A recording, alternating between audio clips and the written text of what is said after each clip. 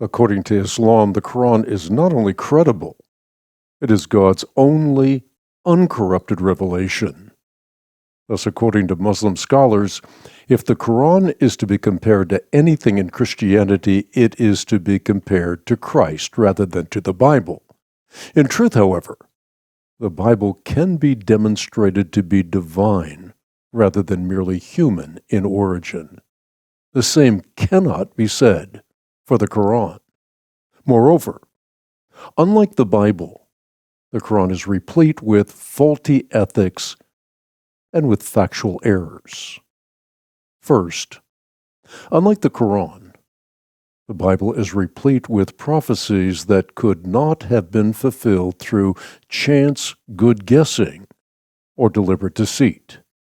Surprisingly, the predictive nature of many Bible passages was once a popular argument among liberals against the reliability of the Bible. Critics argued that various passages were written later than the biblical text indicated because they recounted events that happened sometimes hundreds of years after they supposedly were written. They concluded that subsequent to the events, literary editors went back and doctored the original non-predictive texts. But this is simply wrong.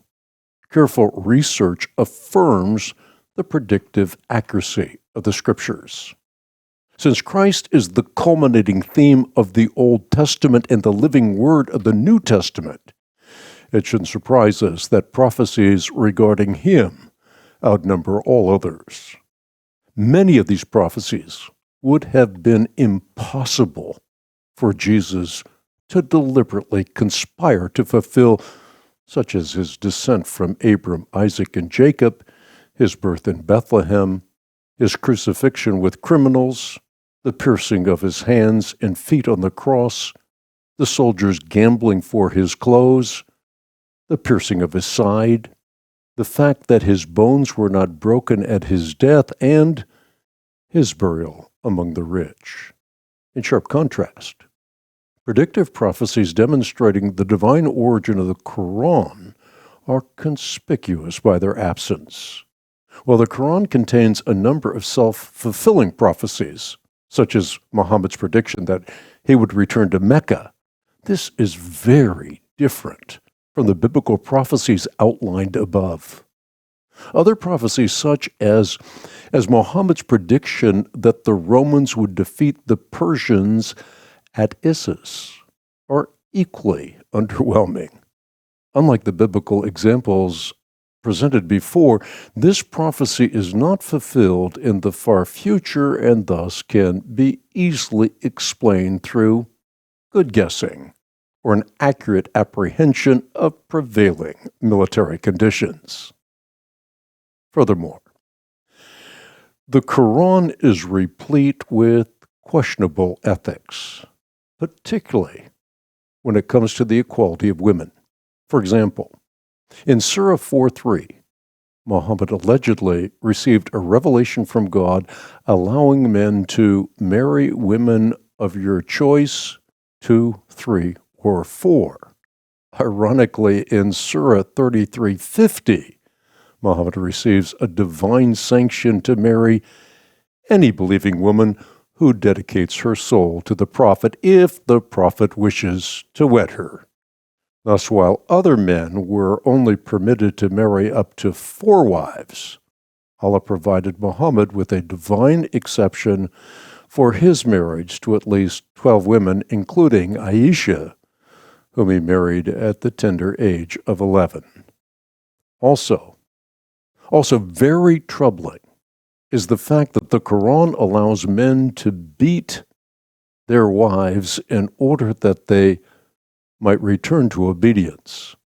When we compare the personal morality of Muhammad in the Quran with that of Jesus in the Bible, the difference is remarkable. The Quran exhorts Muhammad to ask forgiveness for thy fault. Conversely, Christ's ethics with regard to every aspect of life, including his treatment of women, was completely unimpeachable. So he could rightly ask, can any of you prove me guilty of sin? Finally, unlike the Bible, the Quran is riddled with factual errors. A classic case in point involves the Quran's denial of Christ's crucifixion. This denial, chronicled in Surah 4, 157, is explicit and emphatic. They killed him not, nor crucified him, but so it was made to appear to them. For a surety they killed him not. In reality, however, the fatal suffering of Jesus Christ as recounted in the New Testament is one of the most well-established facts of ancient history. Even in today's modern age of scientific enlightenment, there is a virtual consensus among New Testament scholars, both conservative and liberal, that Jesus died on a Roman cross. Archaeological discoveries not only dramatically corroborate the Bible's description of Roman crucifixion, but authenticate the biblical details surrounding the trial that led to the fatal torment of Jesus Christ, including the Pilate stone and the burial grounds of Caiaphas, who was the high priest presiding over the religious trials of Christ. These discoveries have been widely acclaimed as compelling affirmation of biblical history. Not only so, but the earliest Jewish response to the death and to the burial of Jesus Christ presupposes the reality of the empty tomb.